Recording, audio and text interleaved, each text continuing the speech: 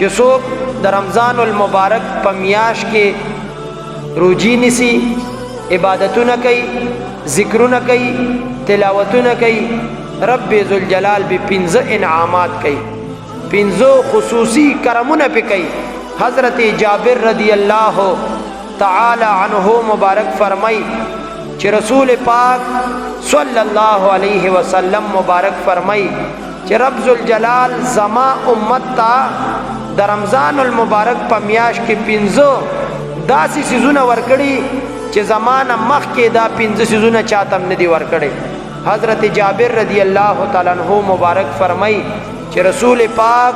صلی اللہ علیہ وسلم مبارک کو فرمایل چې رمضان المبارک کې 15 سيزونه دادي. اول نمبر رب ذوالجلال د رمضان شریف په میاشت کې زما امت ته نظر د رحمت کوي، او حضور مبارک فرمای رب ذوالجلال چې چاته نظر د رحمت کوي هغه ته رب ذوالجلال عذاب نه ور کوي. دویم نمبر د هغه 15 خصوصیاتونه د الله نبی فرمای چې کله په دې رمضان المبارک میاشت کې مومن مسلمان روزه ونیسي نو د ماخام او د روزه ماتي په ټیم کې د روزهدار د خلینا یو بوی خيږي. رب ذوالجلال تا دغه د خلی دا بوی دا د مشکو نم زیات بهتر او افضل دی.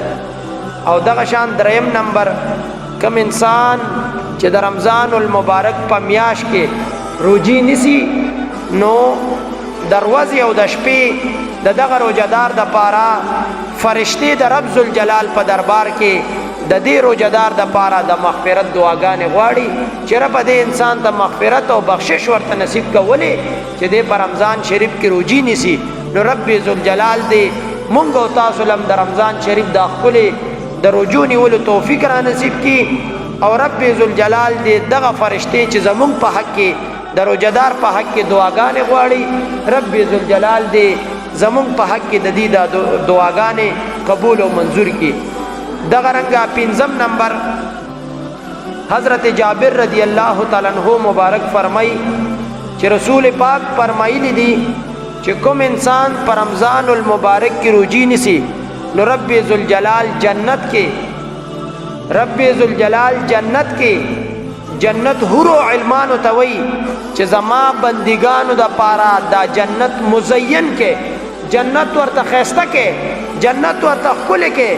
زکه زما بندگان په دنیا کې په مشکلاتو کې اخته وي، په دنیا کې به تکلیفونو سره وخت تیری،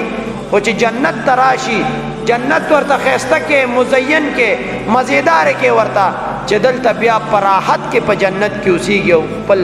وخت دلته کې تیری. دا الله نبی فرمای چې کله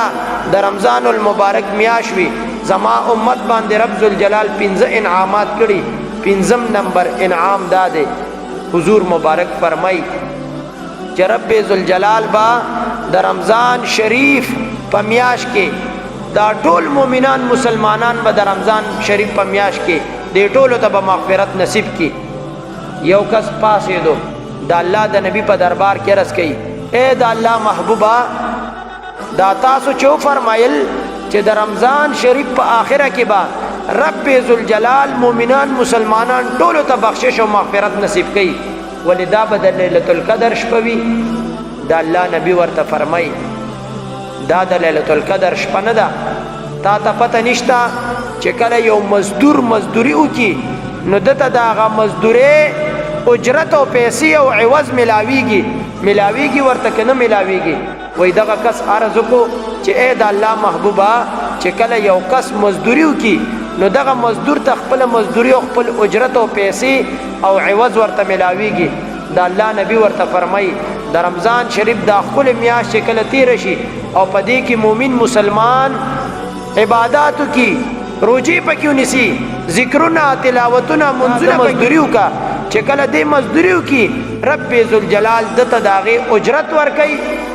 او داغه فصله کې رب ذوالجلال دته مغفرت او بخشش او جنت ورته ور نصیب کوي. رب ذوالجلال دې مونږ او تاسو لم د رمضان شریف د خپل روزي